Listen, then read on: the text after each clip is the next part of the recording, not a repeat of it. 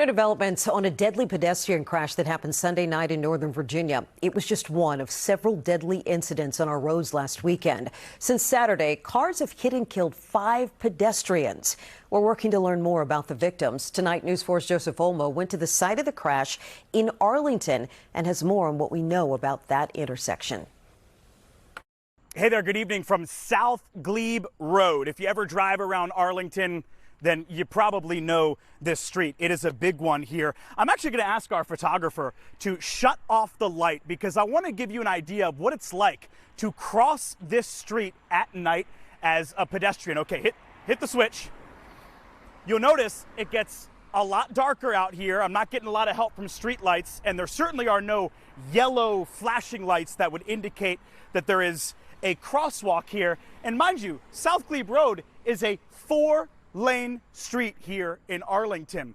Well, this is the exact same place, 14th Street and South Glebe Road, where a 48-year-old woman just this past Sunday night was hit and killed as she was crossing this street by a driver who police say did stay on the scene. But the news of her tragic death has definitely shaken up this community. It seemed like it was something that was bound to happen, and obviously being right here, I was terribly saddened and shocked. We've complained to the county, complained to multiple organizations, and said we need some kind of blinking light, something to make sure that people can cross the road safely. You know, we spoke to several other neighbors who had the same exact feelings, just many people didn't want to go on camera, understandably so, because this news is so fresh.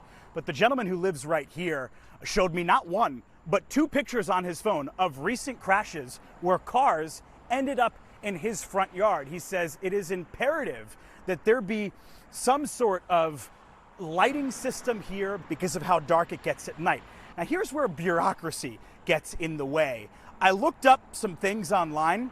This road here, Glebe Road, is owned by the Virginia Department of Transportation, which maintains the road, but any traffic signals would be put up by Arlington County. So you really have to deal with at least 2 agencies here.